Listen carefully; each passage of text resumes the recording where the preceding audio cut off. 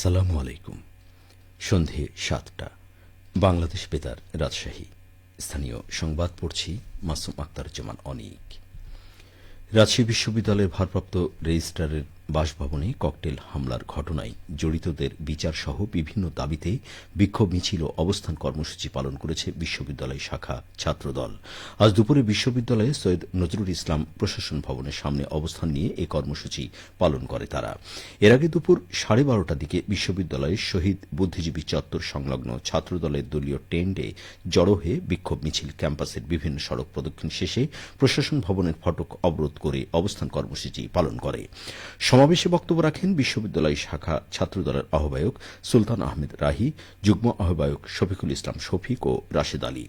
উল্লেখ্য, গত বুধবার দিবাগত মধ্যরাতে নগরের বিনোদপুর মণ্ডলের এলাকায় রাজশাহী বিশ্ববিদ্যালয়ের ভারপ্রাপ্ত রেজিস্ট্রার ইফতেখারুল আলম মাসুদের বাসা লক্ষ্য করে কয়েকটি ককটেল বিস্ফোরণ করা হয়।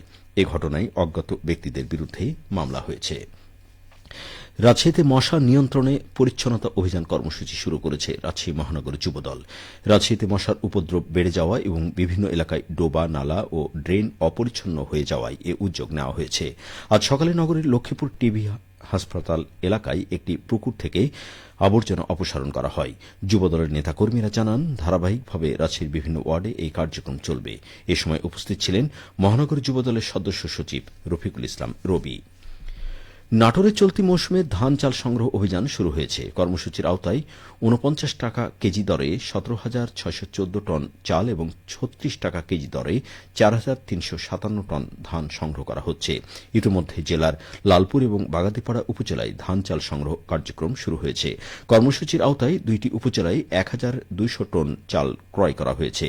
জেলা খাদ্য নিয়ন্ত্রক মোহাম্মদ রেজাউল হক খন্দকার জানান, পর্যায়ক্রমে জেলার অবশিষ্ট ৫টি উপজেলায় ধান চাল সংগ্রহ কার্যক্রম শুরু হতে যাচ্ছে। এই কর্মসূচি আগামী ৩১ আগস্ট পর্যন্ত চলবে। জেলার ৮৫ জন মিলার চুক্তির মাধ্যমে ধান ও চাল সরবরাহ করছেন। সিরাজগঞ্জে যমুনা নদীতে পানি বৃদ্ধি পেয়েছে। এর ফলে চৌহালি উপজেলায় শত শত বিঘা বাদামের ক্ষেত তলিয়ে গেছে। ক্ষতিগ্রস্ত কৃষকরা অপরিপক্ক বাদাম তোলার চেষ্টা করছেন। যমুনা নদীতে চৌহালি উপজেলার নতুন করে জেগে ওঠা চরে বিগত বছরের ন্যায় এবারও বাদাম চাষ করেছিলেন বহু কৃষক। উপজেলার বিভিন্ন চরের প্রায় ২১০০ হেক্টর জমিতে বাদামের আবাদ হয়। অল্প কিছুদিনের মধ্যে বাদাম ঘরে তোলার প্রস্তুতি ছিল কৃষকদের। আকস্মিক জোয়ারে যমুনা নদীতে পানি বৃদ্ধি পাওয়ায় চরের নিচু এলাকার বাদাম ক্ষেত তলিয়ে যাচ্ছে। এতে দক্ষিণ ও পশ্চিমাঞ্চলে ২ শতাধিক হেক্টর জমির বাদাম নষ্ট হয়েছে। চৌহালি উপজেলা কৃষি কর্মকর্তা মোহাম্মদ জাহিদুল ইসলাম বলেন, গত কয়েকদিন ধরে যমুনা নদীর পানি কিছুটা বৃদ্ধি পেয়েছে। এতে করে চরাঞ্চলের নিচু বাদাম ক্ষেত তলিয়ে গেছে। ক্ষতিগ্রস্ত কৃষকদের তালিকা করা হচ্ছে। বিশেষ প্রণোদনার জন্য ঊর্ধ্বতন কর্মকর্তাদের অবগত করা হয়েছে। পাবনা শহর অংশে বহুল প্রত্যাশিত ইছামতি নদী খনন কাজ নিয়ে উচ্ছ্বসিত নদীপাড়ের মানুষ। গতকাল থেকে পাবনা শহরের লাইব্রেরি বাজার পুরাতন ব্রিজ থেকে শহরের অংশ খনন কাজ শুরু হয়েছে। আজ দুপুরে বাংলাদেশ পানি উন্নয়ন বোর্ড, পাবনার তত্ত্বাবধায়ক প্রকৌশলী সুধাংশু কুমার সরকার এবং সেনাবাহিনীর দায়িত্বরত কর্মকর্তা ও ইছামতি নদী উদ্ধার আন্দোলনের নেতৃবৃন্দ খনন কাজ পরিদর্শন করেন।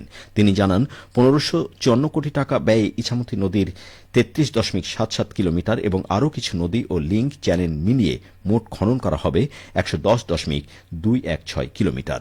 এছাড়া নদীর সৌন্দর্য বর্ধনে বিভিন্ন স্থানে নির্মাণ ও পুনর্নির্মাণ করা হবে ছোট বড় ২৩টি সেতু। সেই সঙ্গে মধ্য শহরে নদীর দুই পাড়ে ১০ কিলোমিটার ড্রেন, ১০ কিলোমিটার ওয়াকওয়ে ও ৫৬টি ঘাট নির্মাণ এবং বৃক্ষরোপণ করা হবে।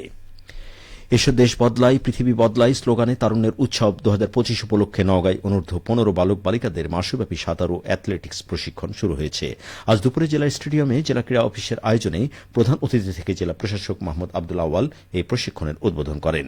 পরে জেলা প্রশাসক প্রশিক্ষণে অংশ নেওয়া প্রশিক্ষণার্থীদের মাঝে জার্সি বিতরণ করেন। আয়োজকরা জানান, সাঁতার ও অ্যাথলেটিক্স প্রশিক্ষণে বিভিন্ন শিক্ষা প্রতিষ্ঠান থেকে ৪০ জন বালক এবং ৪০ জন বালিকাকে চূড়ান্ত বাছাই করা হয়েছে। জেলা ক্রীড়া কর্মকর্তা আরিফুজ্জামানের সভাপতিত্বে অনুষ্ঠানে নওগাঁ সদর উপজেলার নির্বাহী অফিসার ইবনুল আবেদিন, নওগাঁ ফায়ার সার্ভিস ও সিভিল ডিফেন্সের উপসহকারী পরিচালক জাকির হোসেন, জেলা ক্রীড়া সংস্থার সদস্য ও জাতীয় ফুটবল দলের খেলোয়াড় এনামুল হক সহ বিভিন্ন ক্রীড়া সংস্থার সদস্যগণ উপস্থিত ছিলেন। সবশেষে আবহাওয়া। আজ রাজশাহীতে সর্বোচ্চ তাপমাত্রা ছিল ৩৫ ডিগ্রি এবং সর্বনিম্ন ২৩.৮ ডিগ্রি সেলসিয়াস। সন্ধ্যে ৬টায় বাতাসে আপেক্ষিক আর্দ্রতার পরিমাণ ছিল ৬৪%। রাজশাহী পার্শ্ববর্তী এলাকায় আগামীকাল সূর্যোদয় ভোর ৫টা ২৭ মিনিটে। সংবাদ শেষ হল। আমাদের পরবর্তী স্থানীয় সংবাদ প্রচারিত হবে আগামীকাল সকাল 8:10।